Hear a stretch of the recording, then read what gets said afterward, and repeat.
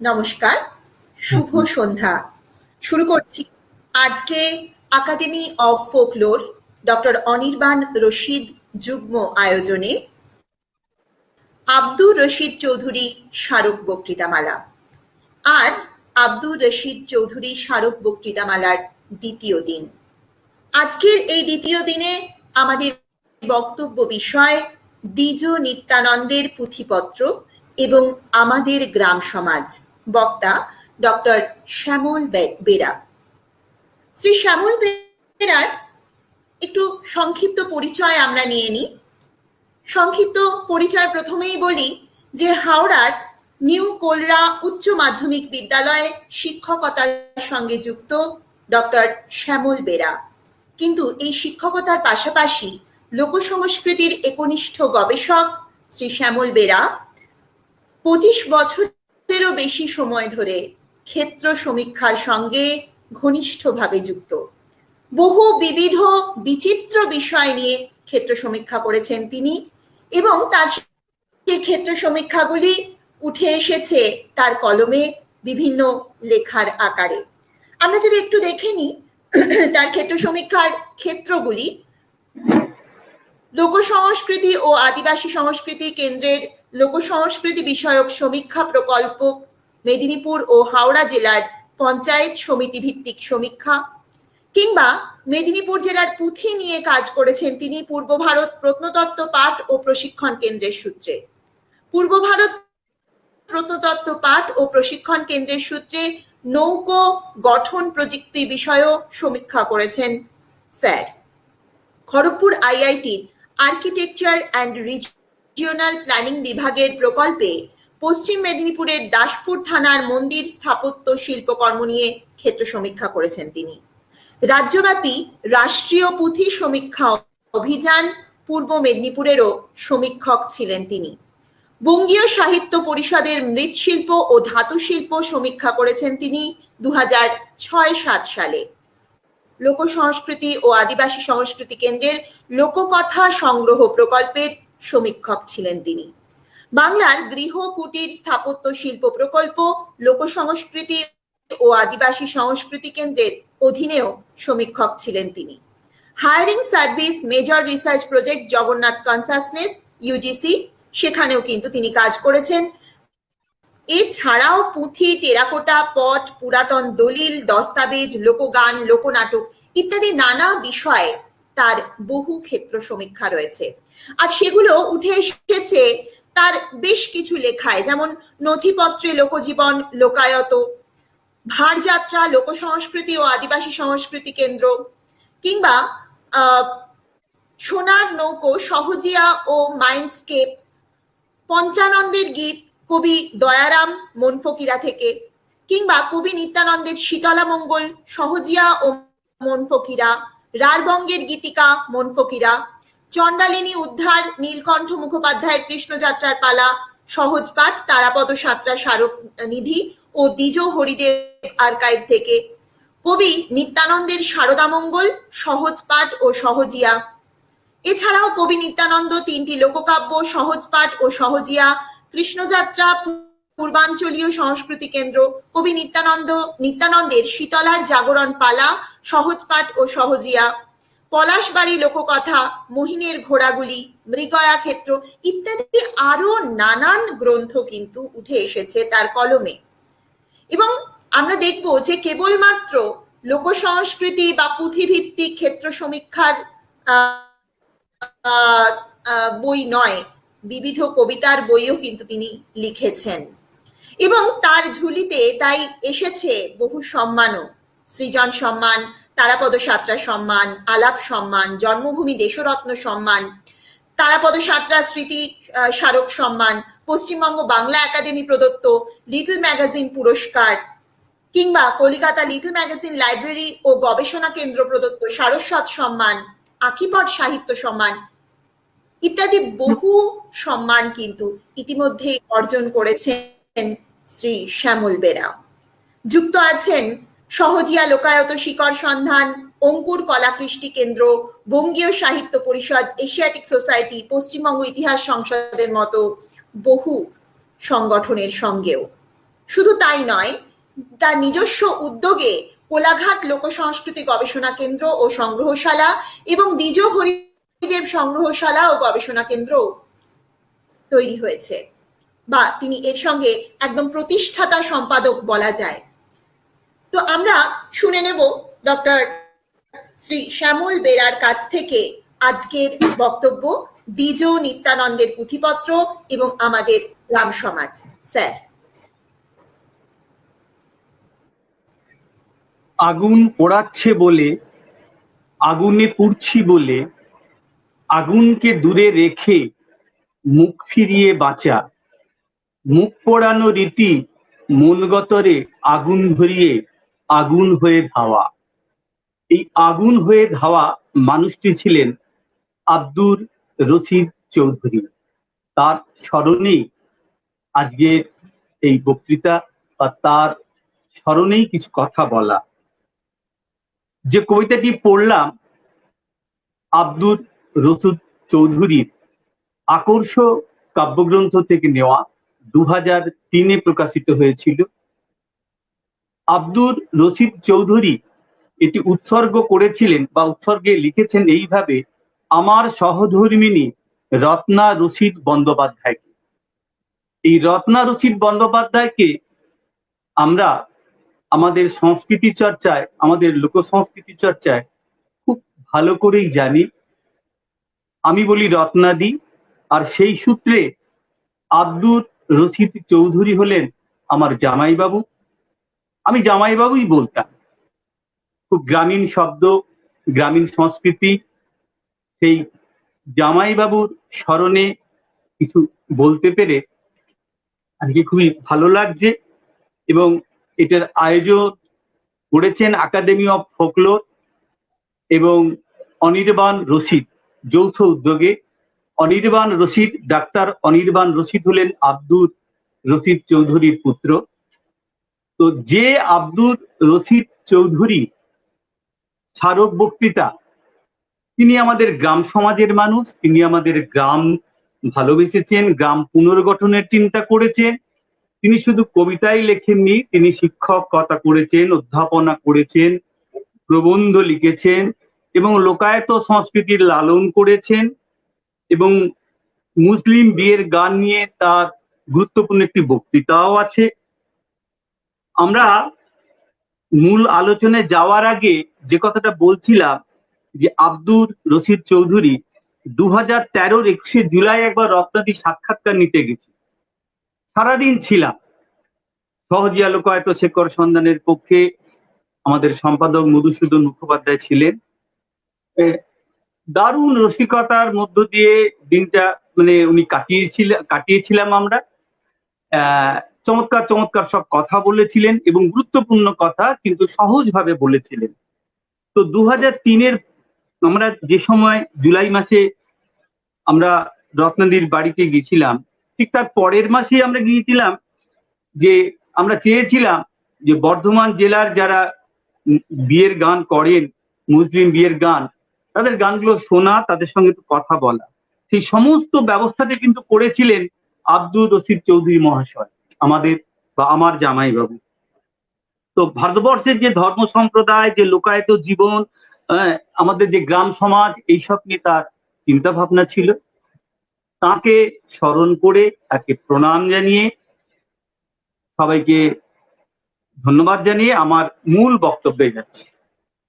আমার মূল বক্তব্য যে বিষয়, নিত্যানন্দের পুঁথিপত্র এবং আমাদের গ্রাম সমাজ।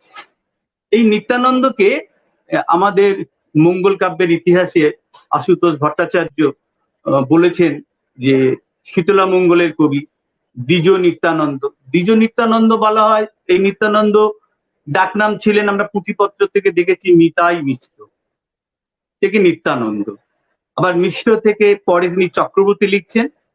এবং এই নিত্যানন্দ চক্রবর্তীর এখন বর্তমান বংশধর সব মুখোপাধ্যায় লেখেন।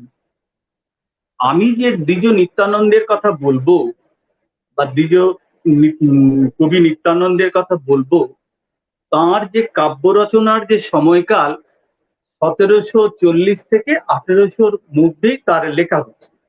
ফলে 1740 থেকে 1800 এই সময়ের আগের যে পরম্পরা তার মধ্যে নিহিত হয়েছে। তিনি লিখেছেন, তিনি যেটা লিখেছেন আমরা এ পর্যন্ত যেটা পেয়েছি যে নিত্যানন্দের পুঁথি এবং পাঁচালীর সংখ্যা 18টি।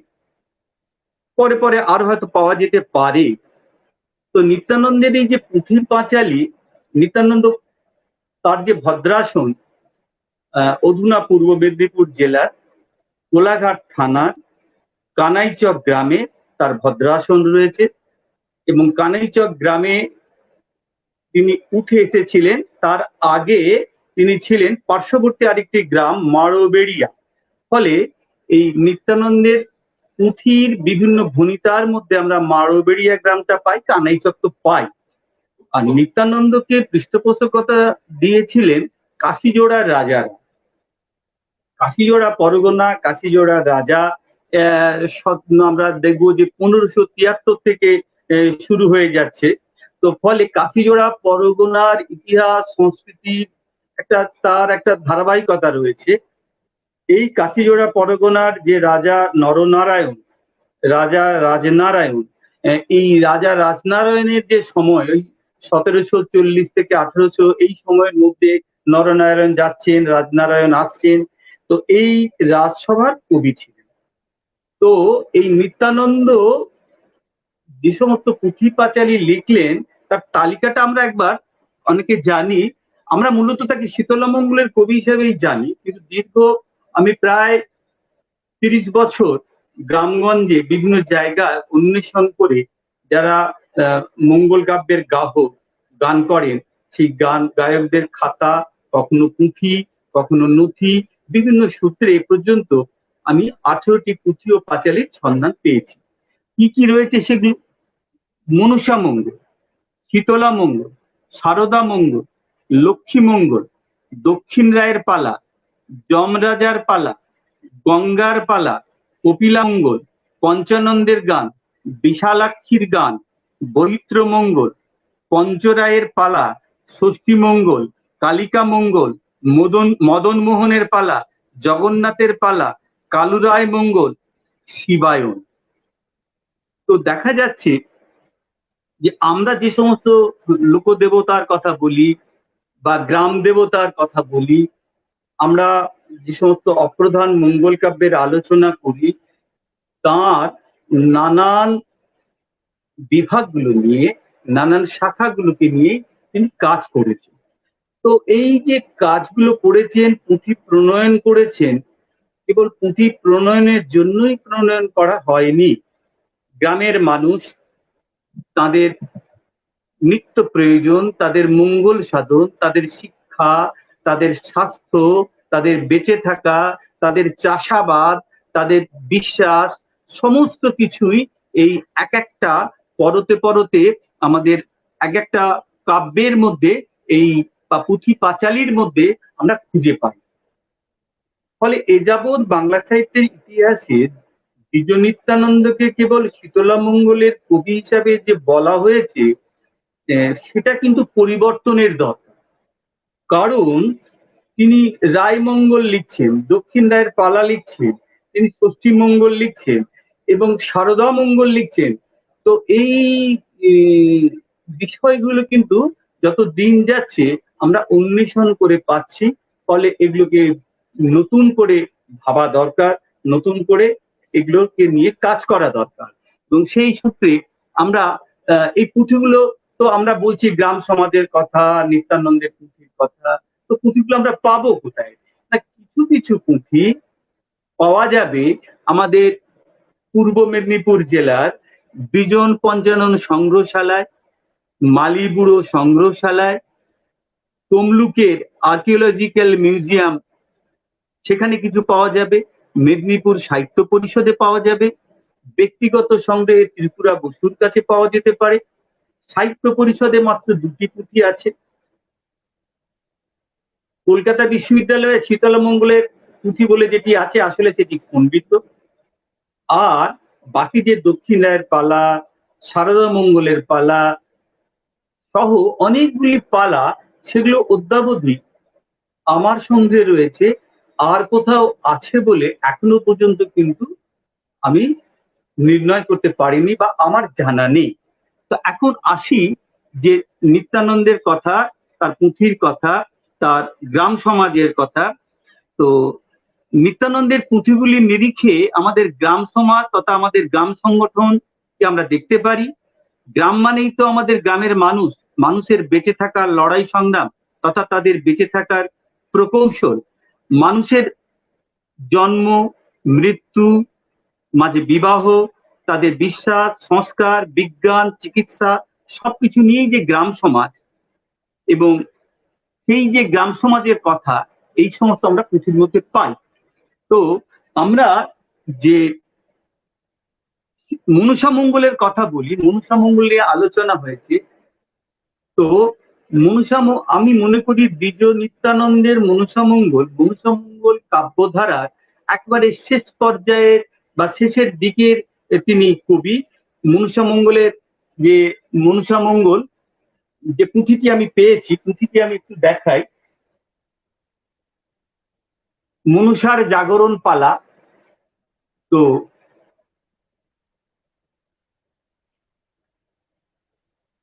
পুঁথিটি পাওয়া গেছে হাওড়া জেলার ঝুনঝুনি থেকে, বাগনান থানা এলাকার। তো এই অবস্থায় এই সম্পূর্ণ পুঁথি পাওয়া গেছে। এই পুঁথিটি পাওয়ার আগে আমি গায়েনদের খাতা পেয়েছিলাম, বা গায়েনদের খাতা এবং এই পুঁথির নিরিখে যে নিত্যানন্দের শীতলামঙ্গল একটা ছোট আকারে নিহার প্রেস থেকে প্রকাশিত হয়েছিল, খুব ছোট আকারে। তো ফলে এই যে নিত্যানন্দের মনসা মঙ্গলের যে জনপ্রিয়তা, সেই জনপ্রিয়তা আমরা দেখতে পাচ্ছি যে নিহার প্রেস ছাপছে, পুঁথি লেখা হচ্ছে, গায়েনদের খাতায় যাচ্ছে, এবং এই নিত্যানন্দের শীতলামঙ্গল এবং মনসা মঙ্গলের মধ্যে যে ভনিতা পাওয়া যায়, সেটা হচ্ছে কাশীজোড়া মহাস্থান মহারাজা নরনারায়ণ, রাজনারায়ণ তাহার নন্দন, তাহার সভায় বৈশা শীতলার আদেশ পাইয়া দ্বিজ নিত্যানন্দের ভাষণ। তো এখানে শীতল মঙ্গলের কথা আছে, কিন্তু এই যে কাশীজোড়া মহাস্থান মহারাজা নরনারায়ণ, রাজনারায়ণ তাহার নন্দন, এই নরনারায়ণ রাজনারায়ণ এদের সময়কাল আমরা দেখতে পাচ্ছি অষ্টাদশ শতকের দ্বিতীয়ার্ধের দিকে। তো এখানে আমরা দেখব যে এই মনসা মঙ্গলের মধ্যে আমাদের প্রচলিত যে মনসা মঙ্গলের যে কাঠামো বা কাহিনী, সেটাকেই নেওয়া হয়েছে, কিন্তু এইখানে যে চাঁদ সওদাগর যখন বিপাকে পড়লেন, বিপাকে পড়ে যখন ওই নদী যখন বিবস্ত্র হয়ে ভিক্ষে করে বেড়াচ্ছে বিভিন্ন জায়গায়, সেই সময় অনেকগুলো কাহিনী বা পর্বকে জুড়ে দিয়েছেন নিত্যানন্দ। অন্যান্য মনসা মঙ্গলের সঙ্গে এখানেই তার একটা তফাৎ আছে, যে মনসার কোপে পড়ে চাঁদ সওদাগর যখন বিপন্ন, চাঁদ সওদাগর যখন সর্বস্ব হারিয়েছে, কিভাবে বেঁচে থাকবে তার জন্য সে বিভিন্ন রকমের যে কাজ করেছে, সেই কাজের বিবরণ বা গল্পগুলো আমরা পাচ্ছি। এবং এখানে দেখা যাচ্ছে যে এই শীতলামঙ্গলে আরেকটা বিশেষত্ব এই মনসা মঙ্গলের, যে মনসা মঙ্গল কাব্যে ওড়িয়া বাংলা সংস্কৃতির মিলন মিশ্রণের দিকটা খুব লক্ষ্য করা যাচ্ছে। সপ্তডিঙ্গা মধুকর ডুবে যাওয়ার পর চাঁদ সওদাগর নানা বিপাকে পড়ে। এরপর একসময় উপস্থিত হয় নীলাচল জগন্নাথ ধামে। জগন্নাথের প্রসাদে মাহাত্ম্য হলো চেয়ে খাওয়া। সেই প্রসাদ খেয়ে চাঁদ সওদাগর এসেছেন চন্দ্রকোনায়। নীলাচলে প্রবেশিল নিরয়ে পূর্ণ ব্রহ্ম, নিঃশ্বাস ছাড়িয়া বলে হলো পুণ্য জন্ম। মাগিয়া প্রসাদ খায় হস্ত মুছে মাথে, উৎকল রহিল মাত্র দিনা দুই সাথে। মাগিয়া প্রসাদ খায় ঘুচিল যন্ত্রণা, উৎকল ছেড়ে প্রবেশিল গিয়ে চন্দ্রকোনা। এখান থেকে আর বর্ধমান যেতে পারছেন না লজ্জায়, বাড়ি তার বর্ধমানের চম্পকনগরে। তো ফলে দেখা যাচ্ছে যে এই স্থানীয় যে সমস্ত বিশ্বাস, স্থানীয় পথঘাট, নতুন নতুন কাহিনীকে সংযোগ করেছে, ফলে আমাদের নিত্যানন্দের মনুষ্যমঙ্গলে এই দিকটা যেমন পাবো, তেমনি যে কথা বলছিলাম যে এইখানে এই যে সন্তান সম্ভবা সনকার সংকটের কথা আছে, এই সন্তান সম্ভবা সনকা তার এই যে সনকার চোখের জল শুকিয়ে যাচ্ছে, চলাফেরা করতে কষ্ট, অন্যের রুচি নেই, অথচ মনে স্বাদ জেগেছে নানা রকম খাদ্যের। এই খাদ্যের তালিকায় আছে ক্ষীর, ছানা, তরমুজ, মিছরি, দুধ, সাগু, সরু চাগলি ইত্যাদি একটা লম্বা তালিকা আছে। এই তালিকা আঞ্চলিক খাদ্য তালিকার একটা পরিচয় এখানে পাওয়া যাচ্ছে। তারপরে এই ষষ্ঠী পুজোর প্রসঙ্গ এসছে, তারপরে দেখা যাচ্ছে লক্ষিন্দরের এই লখাইয়ের বিদ্যা শিক্ষার পর্ব রয়েছে, মনসার ষড়যন্ত্র কথা আছে। মুদ্রা কথা, নিত্যানন্দের মনুষ্যমঙ্গল প্রচলিত মনুষার কাহিনীকে অবলম্বন করলেও খুব স্বাভাবিকভাবে স্থানীয় যে বিশ্বাস, রীতি পদ্ধতি, রীতিনীতি, তার বিবাহেও তার জন্মের লোকাচার, তার বেঁচে থাকার যে বিভিন্ন রকমের প্রয়োজন, সেই প্রসঙ্গগুলোকে নিত্যানন্দ এই মনুষ্যমঙ্গলের মধ্যে তিনি এনেছেন। ফলে আমাদের এই মূলত নিত্যানন্দের এই যে 18টি পুঁথি পাঁচালীর কথা বললাম, এটা মূলত দেখা যাবে দক্ষিণবঙ্গের প্রচলনটা বেশি। অবিভক্ত মেদিনীপুর, এদিকে বাঁকুড়া, হাওড়া, হুগলি, অবিভক্ত 24 পরগনা, কিছুটা পুরুলিয়া, উড়িষ্যা ঘেঁষা অঞ্চল, এই বিস্তীর্ণ অঞ্চলের লোকাচার কিন্তু খুঁটিনাটি নানা দিক এর মধ্যে রয়েছে। এরপরেই আমরা দেখব যে শীতলামঙ্গলের কথা। আমি গ্রাম সমাজের কথা বলছিলাম। তো আমরা এখন এই অতিমারির পর্বে রয়েছি। আমরা একদিকে করোনা, একদিকে ঝড়ের দাপট, প্রকৃতির সঙ্গে আমরা লড়াই করে রয়েছি। তো এই মহামারীর প্রসঙ্গ বা মহামারীর কথা আমাদের এই শীতলামঙ্গল, মহামারীর কথা বলতে গেলে শীতলামঙ্গলের কথা চলে গেছে। এই শীতলামঙ্গলের আমরা শীতলামঙ্গলের কথা এবং শীতলামঙ্গলের পুঁথির কথা আমরা জানি। যে শীতলামঙ্গলের একাধিক পুঁথি আমরা জোগাড় করতে পেরেছি এবং দেখা যাবে যে প্রচলিত যে শীতলামঙ্গল, আমি পুঁথিটা দেখালাম, প্রচলিত যে শীতলামঙ্গল, সেখানে বলা হচ্ছে যে নহুষ রাজার পুত্রেষ্টির যজ্ঞ থেকে শীতলার জন্ম।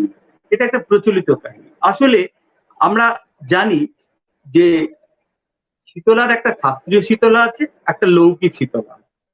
শাস্ত্রীয় শীতলায় যখন দেবী শীতলার রক্তবর্ণ, লাল রং, ভগবতী বর্ণ, সেইভাবে একটা পুজো হচ্ছে।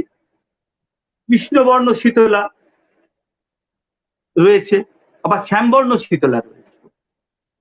কৃষ্ণবর্ণ শীতলাকে নিয়ে যে শীতলামঙ্গল লেখা হয়েছে সেটাই হচ্ছে কি বহুল প্রচারিত। আবার এই কৃষ্ণবর্ণ শীতলার পাশাপাশি নহুষ রাজার পুত্রেষ্টির যজ্ঞ থেকে যে শীতলা জন্ম, সেই শীতলামঙ্গল খুব জনপ্রিয়।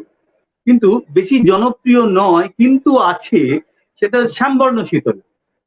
শ্যামবর্ণ শীতলাকে নিয়ে, শ্যামবর্ণ শীতলা হচ্ছে পুষ্পদন্তের পালিতা কন্যা দেবী শীতলা।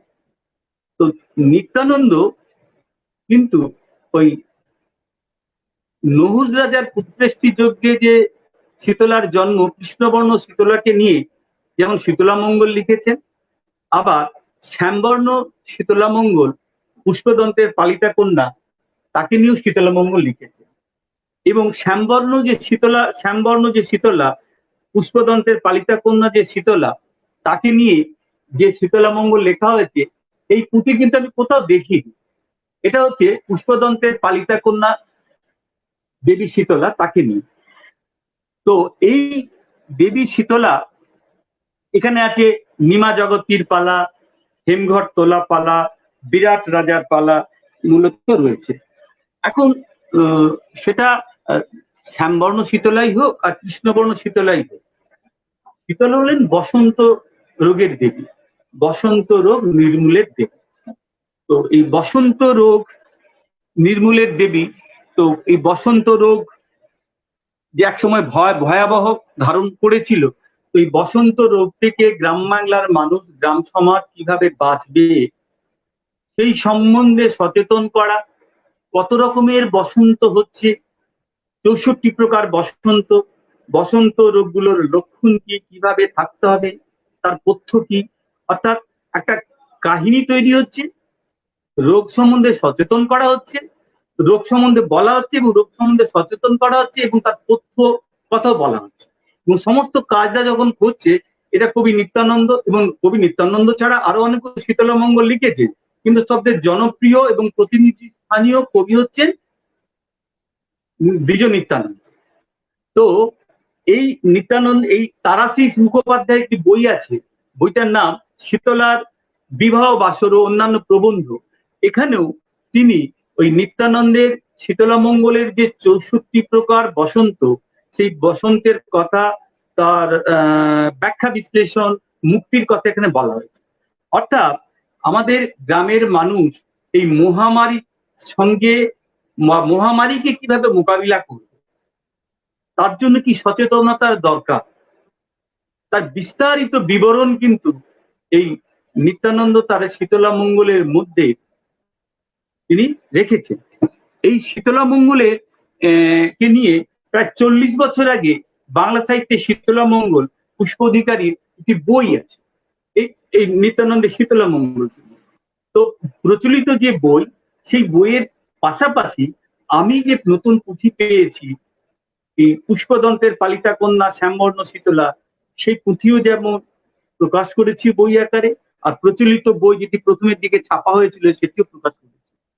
তো এই নিত্যানন্দের শীতলামঙ্গলের যে কাহিনীগুলো, একটা জিনিস লক্ষ্য করলে দেখা যাবে, আমরা সবাই জানি যে আমাদের মঙ্গল কাব্যের দুটি প্রধান ধারা, দুটি ধারা, একটা প্রধান ধারা, একটা অপ্রধান ধারা।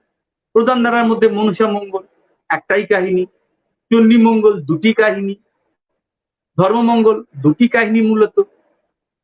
কিন্তু শীতলামঙ্গল দেখা যাবে যে এখানে শীতলার জন্মপালা, স্বর্গ পূজা পালা, অযোধ্যা পালা, গোকুল পালা, নিমা জগতির পালা, বিরাট পূজা পালা, হেমঘট পালা, অষ্টমঙ্গলার পালা, পাণ্ডব পূজা পালা, বাল্মীকি পূজা পালা, যম পূজা পালা, প্রায় 11 থেকে 12টা পালা আছে।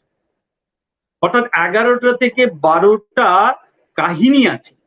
অর্থাৎ নিত্যানন্দ কি করছেন, রামায়ণ থেকে কাহিনী নিচ্ছেন, মহাভারত থেকে কাহিনী নিচ্ছেন, বৈষ্ণব অনুষঙ্গের নানান কাহিনী নিচ্ছেন। ফলে সমস্ত কিছুকে নিয়ে একটা একটা গল্প তৈরি করছে।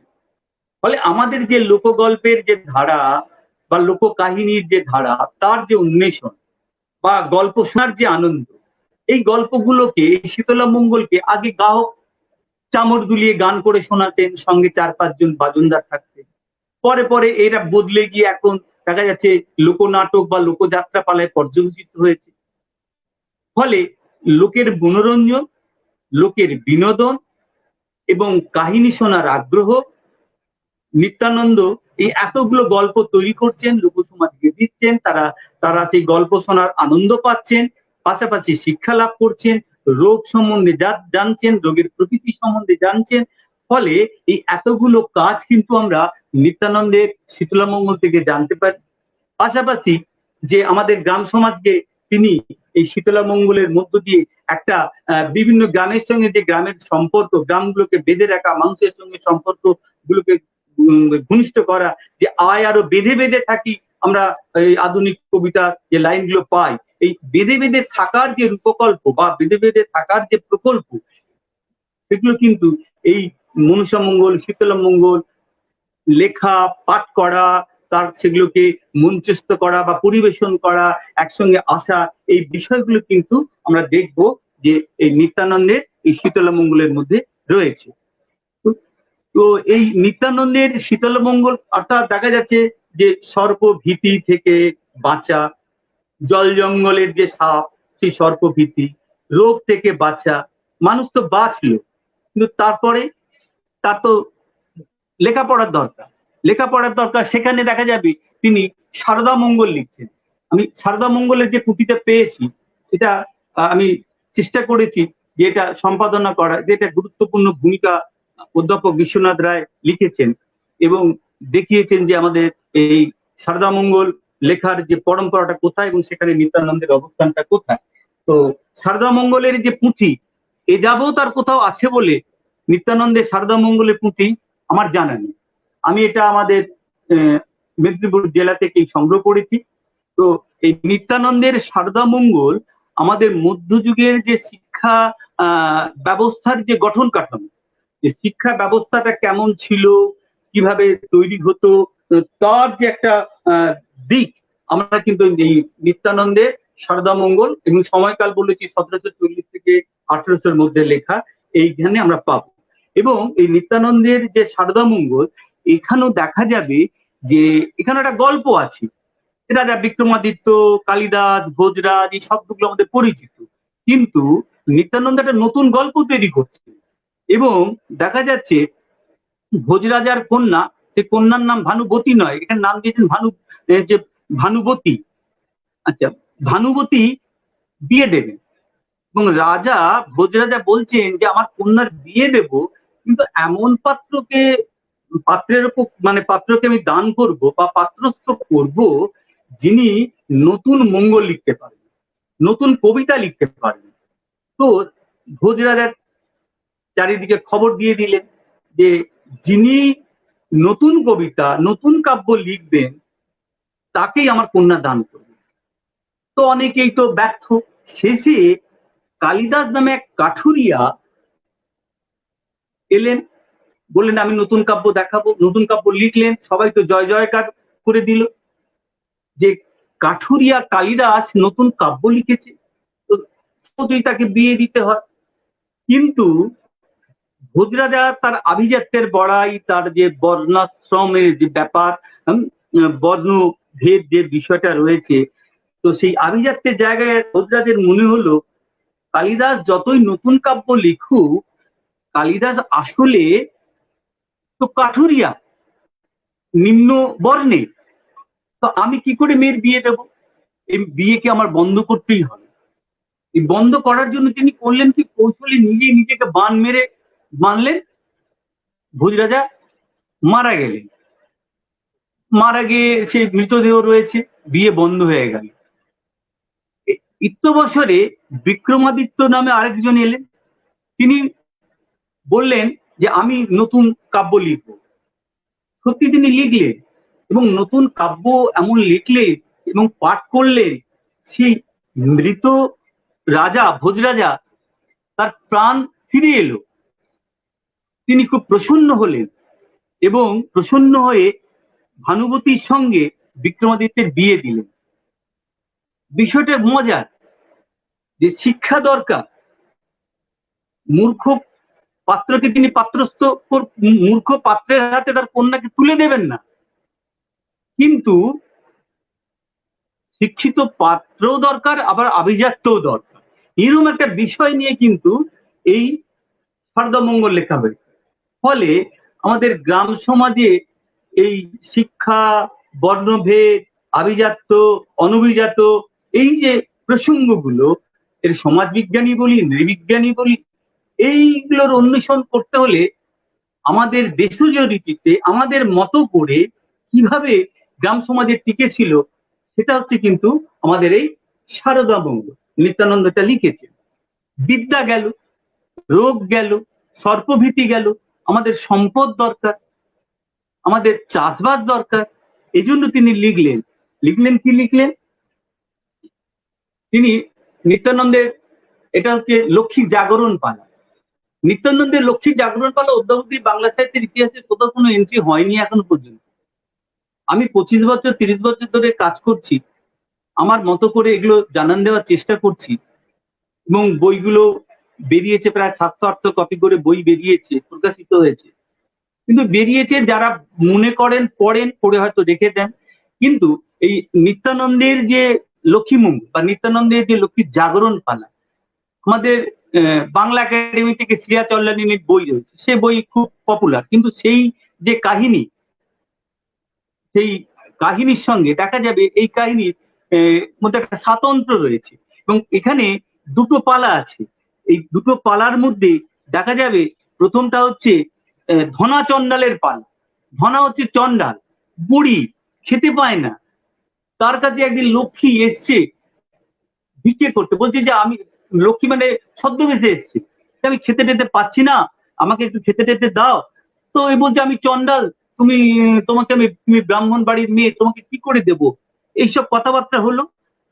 তো তার এবং এবং এখানে দেখা যাবে যে এখানে একটু কথা বলা দরকার আছে যে আমাদের এই 1765 তখন দেখা যাচ্ছে যে বাংলায় তখন ওই দ্বৈত শাসন এসে গেছে।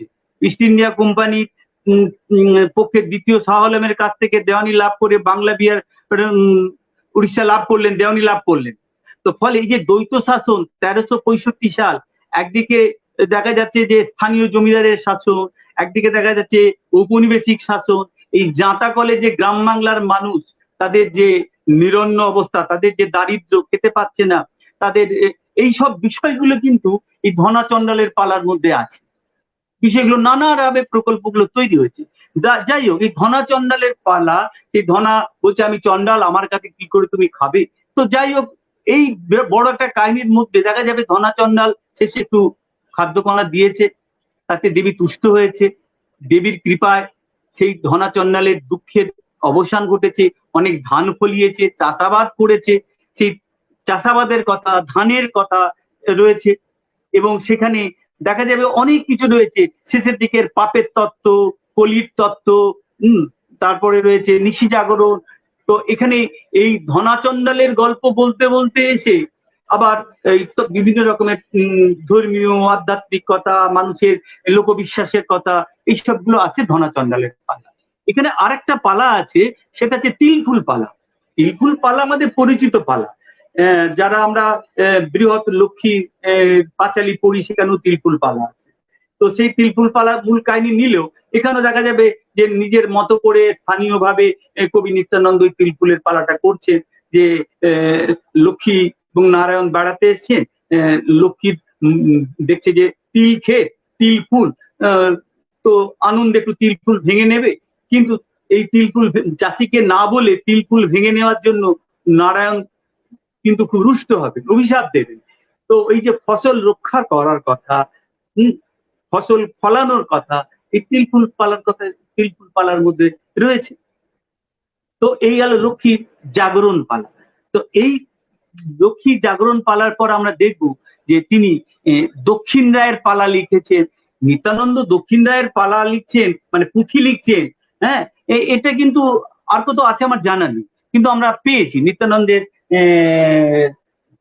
দক্ষিণ রায়ের পালা। নিত্যানন্দের দক্ষিণ রায়ের পালার পুঁথির একটা পাতা দেখাতে ইচ্ছে করছে, যে এটা হচ্ছে এরকম একটা পাতা, নিত্যানন্দের দক্ষিণ রায়ের পালার পুঁথি, সম্পূর্ণ পুঁথি আছে। তো এখন এই দক্ষিণ রায়, সুন্দরবন, দক্ষিণ রায়ের আধিপত্য, তাকে নিয়ে যে গল্প, ভেড়া নিয়ে হীরা বলে যে মাঝি তাকে ডাকবে, পার হবে, এই নিয়ে দেখা যাবে যে দক্ষিণ রায়ের পালা রয়েছে। তো ফলে এই দক্ষিণ রায়কে নিয়ে অনেক কথা হয়, দক্ষিণ রায়ের কাহিনী নিয়ে আমরা ক্ষেত্র সমীক্ষা করি, কিন্তু কখনোই আমরা কি অন্বেষণ করেছি যে দক্ষিণ রায়ের পুঁথি কার কার আছে, কোথায় আছে, কিভাবে আছে? নিত্যানন্দ সেটা দেখিয়েছে, গ্রাম সমাজের কথা এখানে রয়েছে। যমরাজের পালা, এবং যমরাজের পালা সাবিত্রী সত্যবানের পালা খুব পরিচিত পালা, তিনি তার মতো আবার লিখেছেন। গঙ্গার পালা, গঙ্গার আনয়ন বৃত্তান্ত, এগুলো রয়েছে। তো এই যে তিনটে পালা, এই তিনটে পালাকে নিয়ে আমরা একসঙ্গে, এই তিনটে পুঁথিকে নিয়ে একটা বই আমি প্রকাশ করতে পেরেছি। এরপরে যে পালাগুলো আছে খুব সংক্ষেপে বলবো, আধ ঘন্টা বোধহয় হয়ে গেছে। তো কপিলা মঙ্গলে কপিলার কথা তথা কৃষি কাজ এবং লোকাচার, কপিলা মঙ্গল গরুর যত্ন নেওয়া, গো পালনের কথা কপিলা মঙ্গল। গঙ্গা মঙ্গলে আছে প্রাণদাত্রী জলের কথা, জলের প্রয়োজনীয়তার কথা। বৈত্র মঙ্গল আছে জলযান অনুষঙ্গে জীবন সংগ্রামের কথা, নৌকো পুজোর কথা, বৈত্র নৌকো নৌকো নিয়ে বৈত্র মঙ্গল আছে। পঞ্চানন্দের পালাগান নিত্যানন্দ লিখেছেন, সেখানে শিশু রক্ষা, শিশুর রোগ জ্বালা, শিশু কিভাবে রোগ থেকে মুক্ত হবে, তার কি লোকবিশ্বাস, পঞ্চানন্দের পালাগানে আছে। বিশালাক্ষীর পালা লিখেছেন নিত্যানন্দ, সেখানে দেখা যাবে তার গানে বা তার পুঁথিতে যে জঙ্গল কেটে যে নতুন বসতি স্থাপন হচ্ছে, সে নতুন বসতি স্থাপনের কথা আছে। পঞ্চরায়ের গানে আছে জলপথ, এখন যে আমরা জলপথ স্থলপথটাকে ব্যবহার করি, আগে তো জলপথটা বেশি ব্যবহার করা হতো। এই জলপথ, জায়গার নাম, বিভিন্ন জায়গায় বিভিন্ন লোক দেবতা কারা রয়েছে, কিভাবে পূজিত হচ্ছে, সেগুলো রয়েছে। ষষ্ঠী মঙ্গলে রয়েছে সন্তানের কল্যাণ কামনা, কালিকা মঙ্গলে আছে শক্তি দেবীর আরাধনা, জমপালায় আছে পুনর্জীবন লাভের লৌকিক যে বিশ্বাস বা আকাঙ্ক্ষার কথা। এইসবের পাশাপাশি তিনি আবার মদন মোহনের পালাও লিখেছেন। বিষ্ণুপুরের যে বিষ্ণুপুরের মদন মোহনের পালার মধ্যেও আমরা দেখব যে, আমরা জানি যে বিষ্ণুপুরের মদন মোহনকে নিয়ে যে প্রচলিত কাহিনী বা কিংবদন্তি আছে, নিত্যানন্দ সেই কিংবদন্তি নিয়ে একটা পালা লিখেছে। ইতিহাস আশ্রিত বিষয় হলেও এখানে দৈবী মহিমা, ভক্তিরসের প্রাধান্য রয়েছে ঠিকই, কিন্তু সেই ইতিহাসটাকে কেমন ভাবে আমাদের লোকসমাজে এলো, যে বাঁকুড়ার বিষ্ণুপুর, হাওড়ার শালিখা, কলকাতার গোকুল মিত্রের প্রসঙ্গ, এসব স্বাভাবিকভাবে এখানে এসেছে। আমরা জানি যে এই পূর্ণচন্দ্র দে কাব্যরত্ন উদ্ভট সাগর, তার একটা মদন মোহন ঠাকুর ও গোকুল মিত্র বলে যে লেখাটি আছে, সেখানে বিষ্ণুপুরের রাজা বীর হাম্বিরের প্রসঙ্গ, এবং সেখান থেকে যেই গোপনে মদন মোহন বিগ্রহ নিয়ে আসে, এই বিষয়টা আমি ব্যাখ্যায় যাব না। আমি যেটা বলছি যে এইসব পালার মধ্য দিয়ে সে লোক মনোরঞ্জনের জন্যই হোক, লোককে জানান দেওয়ার জন্যই হোক, আর মদন মোহনের মাহাত্ম্য প্রচার করার জন্যই হোক, লোকবিশ্বাসী হোক, সমস্ত বিষয়টাকে নিয়ে তিনি এই মদন মোহনের কথাও বলেছেন। আবার জগন্নাথের পালাতে দেখা যাবে জগন্নাথের কথা বলেছেন, এবং সেখানে রাজা ইন্দ্রদ্যুম্নের প্রসঙ্গ আছে। জগন্নাথের যে পুরো কাহিনী সেখানে তার মতো করে বলেছেন। তো প্রচলিত কাহিনীগুলো নিলেও তিনি দেখা যাচ্ছে যে এই সমস্ত কাহিনীর কে তিনি নিজের মতো করে নিয়েছেন, নিজের মতো করে নিয়ে তিনি আমাদের বিভিন্ন বিষয়গুলো নিয়ে আমাদেরকে সচেতন করেছেন। অর্থাৎ 1740 থেকে 1800 শব্দটা এর আগেও কয়েকবার বললাম, অর্থাৎ অষ্টাদশ শতাব্দীর শেষের দিকে, ইংরেজ আগমনের একদম শুরুর দিকে, তখন এই যে নানান টানাপোড়েন, দ্বৈত শাসন, মন্বন্তর সমস্যা, মহামারী, বসন্ত রোগ, এই সমস্ত কিছু, তার মধ্যে গ্রামের মানুষ কিভাবে বেঁচে থাকে, গ্রামের মানুষ কিভাবে শিখবে, বুঝবে, সমস্ত কিছু কিন্তু সমস্ত দিকগুলোকে তিনি ধরেছেন তার কাব্যের মধ্যে। এবং এই কবি নিত্যানন্দের যে বর্তমান যে প্রজন্ম যারা রয়েছেন, এবং বিভিন্ন সূত্রেও জানা যায় যে তিনি যেমন কাশিজোড়া পরগনার সভাকবি ছিলেন, পৃষ্ঠপোষকতা পেয়েছেন, কাব্য লিখেছেন, ঠিক পাশাপাশি তিনি কিন্তু কবিরাজি চিকিৎসাও করতেন। ফলে এই চিকিৎসা পদ্ধতির নানান কথাও কিন্তু এর মধ্যে রয়েছে। তো ফলে আমি এক ঝলকে নিত্যানন্দ বা দ্বিজ নিত্যানন্দ কতগুলো পুঁথি লিখেছেন, পাঁচালী লিখেছেন, তার নামগুলো উল্লেখ করলাম, মূল বিষয়গুলি উল্লেখ করলাম, করে এটাই আমি দেখাতে চাইলাম, বা আমরা এই পুঁথি পাঁচালীর সূত্রে বুঝতে চাইলাম যে আমাদের গ্রাম সমাজ নির্ভর করত এই মধ্যযুগের কবিদের ওপর অনেকাংশে। হ্যাঁ, তখন সামন্ততান্ত্রিক পরিকাঠামো, প্রশাসনিক একটা ব্যবস্থা ছিল ঠিকই, কিন্তু সেটা একটা দিক। আবার কবিরাও কিন্তু অনেক দায় দায়িত্ব সামলেছেন, সেই সামলানোর দিকগুলো কিন্তু এই পুঁথির মধ্যে, এই পাঁচালীর মধ্যে আমরা পাবো। এবার দু একটা অন্য প্রসঙ্গ বলি। আমি লক্ষ্মী চরিত্রের কথা বলছিলাম, আমরা যারা পুঁথি চর্চা করি, মধ্যযুগ চর্চা করি, পড়াশোনার চেষ্টা করি, দেখা যাবে যে আমাদের জাতীয় গ্রন্থাগারে আমাদের লক্ষ্মী চরিত্রের, নিত্যানন্দের লক্ষ্মী চরিত্রে একটি বই আছে, এবং সেই বইটিতে যেহেতু বাঁধানো হয়ে গেছে, কাভার নেই, কিন্তু সেই বইটা খুব ছোটি পুস্তিকা। সেখানে বইটির শেষ দু লাইনটা এরকম: দুই রাজা করে পূজা জননী লক্ষ্মীরে, পালা সাঙ্গ হইল হরি বলহ সত্য। পালা সাঙ্গ হলে বলে দেওয়া হলো। আমি জাতীয় গ্রন্থাগারের ওই দ্বিজ নিত্যানন্দের লক্ষ্মী চরিত্রের ধনাচণ্ডলের পালা বইটা পড়েছি, কিন্তু দেখা যাবে এই দু লাইন লেখা হলেও বইটা কিন্তু অসম্পূর্ণ। কারণ আমি পরে লক্ষ্মী চরিত্রের এই ধনাচণ্ডলের পালার একাধিক পুঁথি পেয়েছি, সেই পুঁথির সঙ্গে এই জাতীয় গ্রন্থাগারের মুদ্রিত পুঁথিটা দেখেছি। আসলে কি হয়েছে, বটতলায় ছাপা হয়েছে। এবার বটতলায় ছাপার সময় যারা ছেপেছে তারা আংশিক ছেপেছে, শেষে দু লাইন অনুমান করি কোনোটা মিলিয়ে দিয়েছে, ফলে খণ্ডিত। তাই যারা জাতীয় গ্রন্থাগারের বইটি দেখবেন, দেখে যদি নির্ণয় করে যে এটি বোধহয় একটি পূর্ণাঙ্গ পালা, সেটা কিন্তু ভুল হয়ে যাবে, সেটা ঠিক নয়।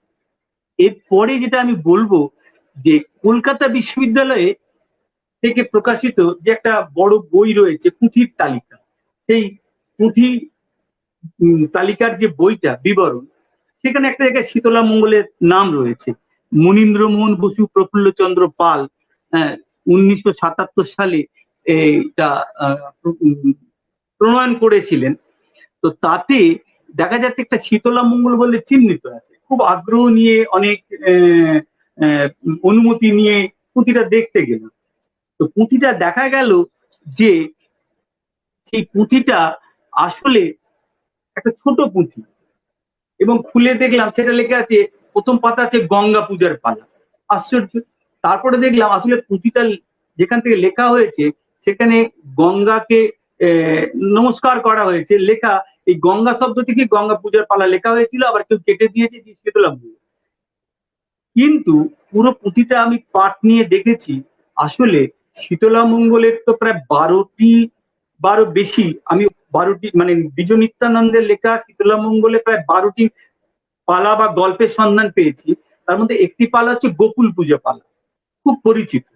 তো কলকাতা বিশ্ববিদ্যালয়ে যেটি আছে সেটি হচ্ছে শীতলা মঙ্গলের গোকুল পূজার পালা, একটা খণ্ডিত পালা, কিন্তু যেভাবে প্রেজেন্ট করা হয়েছে যেন দ্বিজ নিত্যানন্দের ওটি শীতলা মঙ্গল।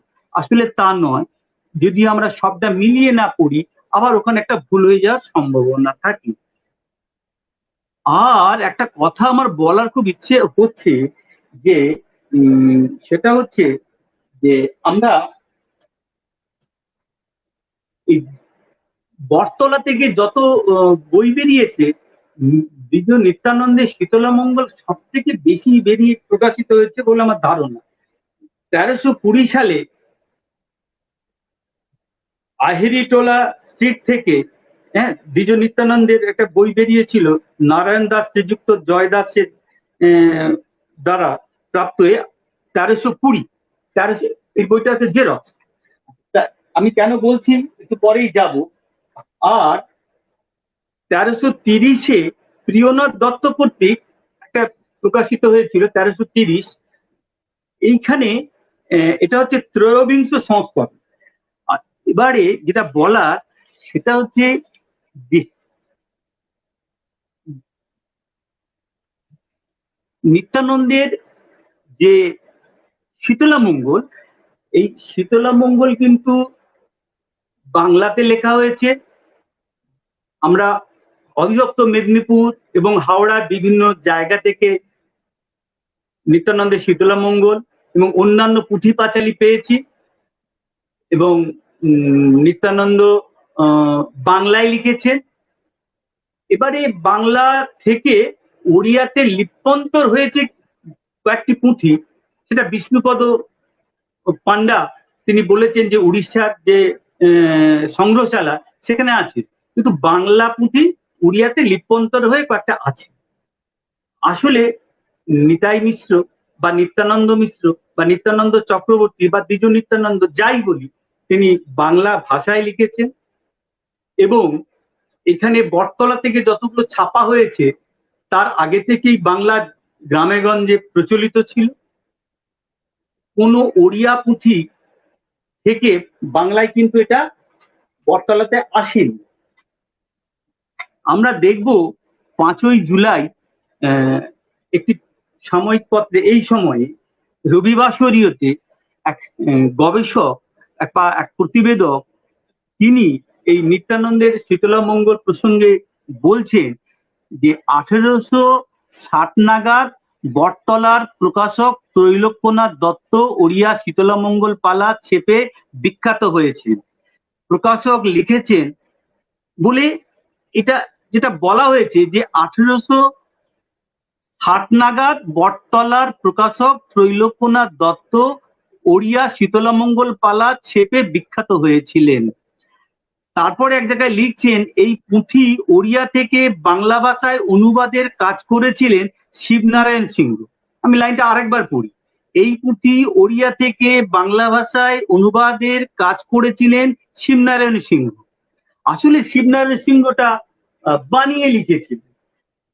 এতটা জোরের সঙ্গে বলছি, কোনো ওড়িয়া টোড়িয়া থেকে এখানে আসেনি। আসলে এই যে ছাপা হয়েছে এখানে বটতলার বই, প্রকাশক একটা লিখে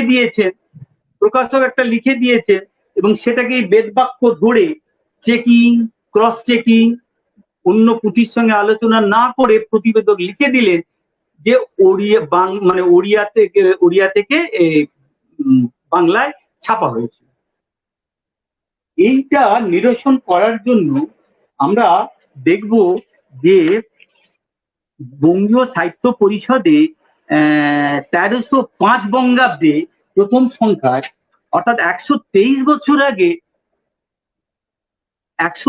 বছর আগে ব্যোমকেশ মুস্তাফি, তার জেরক্সটা আছে, তো ব্যোমকেশ মুস্তাফি 123 বছর আগে এই বিতর্ক তুলেছেন, বিতর্কের অবসান ঘটিয়েছেন।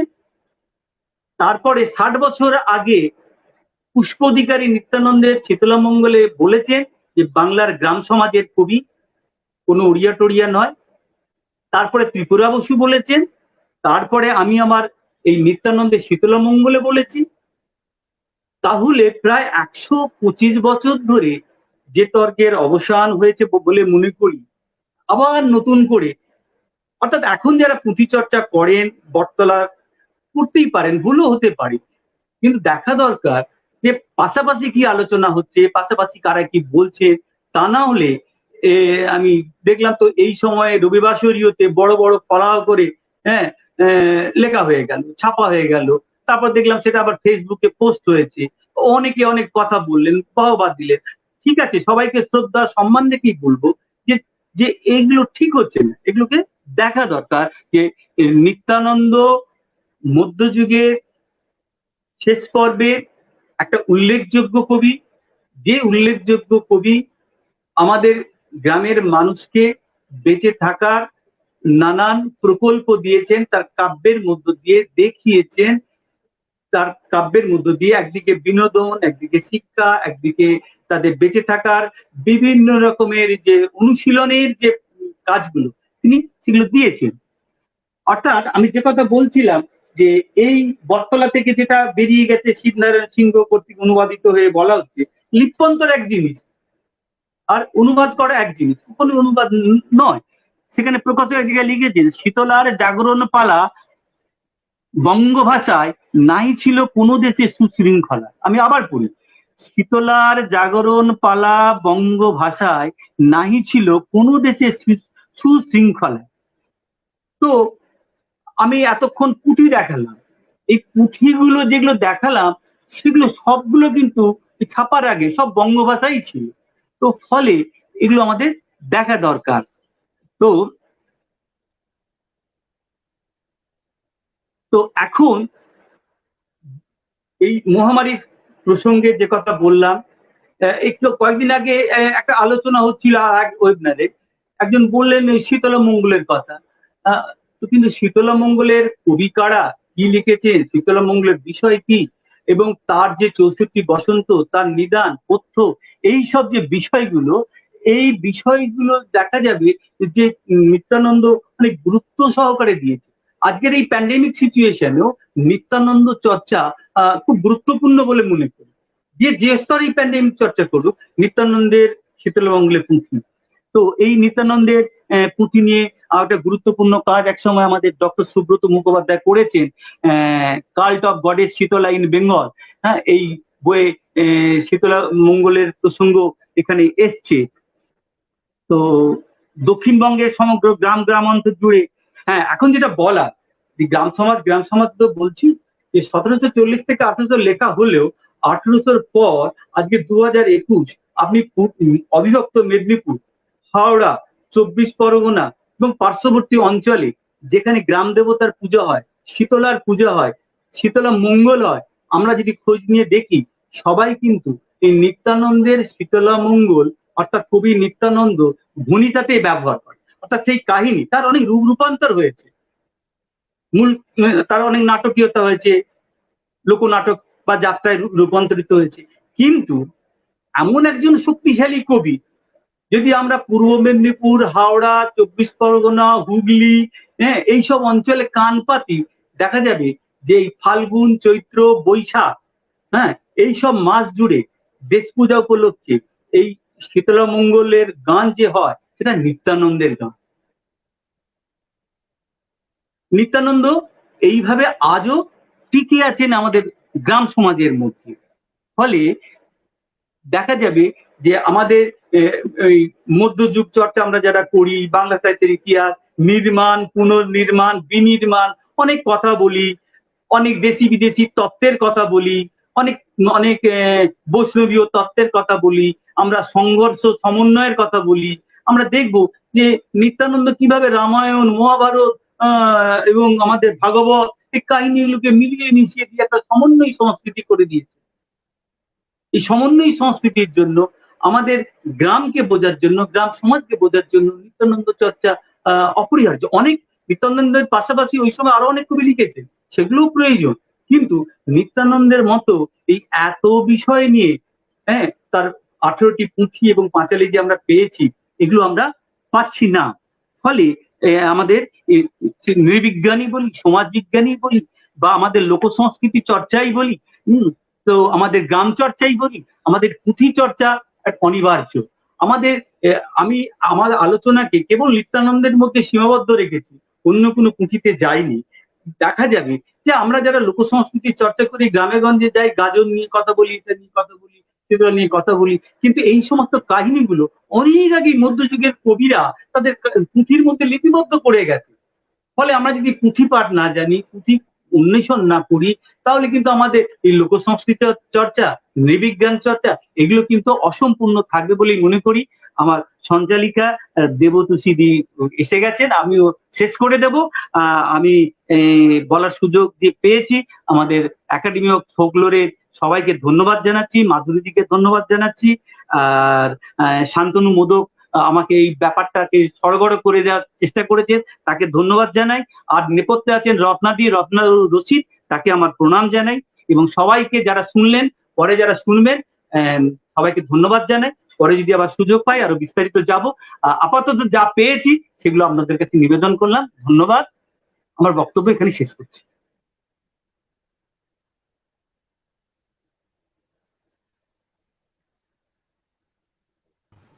ধন্যবাদ।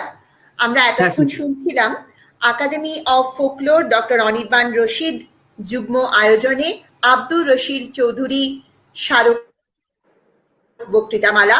আজকে আমাদের এই দ্বিতীয় দিনে বক্তা ছিলেন ডক্টর শ্যামল বেরা মহাশয়। তার বক্তব্য বিষয় দ্বিজ নিত্যানন্দের পুঁথিপত্র এবং আমাদের গ্রাম সমাজ। এই বক্তব্য শুনতে শুনতে আমরা জানতে পেরেছি বহু তথ্য, জানতে পেরেছি নিত্যানন্দের 18টি পুঁথি পাঁচালীর কথা, এবং বক্তা নিত্যানন্দের লেখাকে কেবল লোক সংস্কৃতি নয়, সমাজ সংস্কৃতি এবং বিভিন্ন দিক থেকে দেখার একটা চোখ আমাদের তৈরি করে দিয়েছেন। শুধু তাই নয়, তিনি আমাদেরকে জানিয়েছেন বিভিন্ন পুঁথিপত্রের কথা এবং সেগুলো সম্পাদনার নানান গ্রন্থের কথা। শুধু জানিয়েছেন নয়, দেখিয়েওছেন। ধন্যবাদ ডক্টর শ্যামল বেরা মহাশয়কে। তার অসাধারণ বক্তব্যে আমরা সমৃদ্ধ হয়েছি। আবার আমাদের এই বক্তব্যের আয়োজন সভায় তাকে পাওয়ার আশা রাখি। আজকে আমাদের বক্তব্য সভা আয়োজন এখানেই শেষ করছি। সবাই ভালো থাকবেন, সুস্থ থাকবেন। শুভ সন্ধ্যা।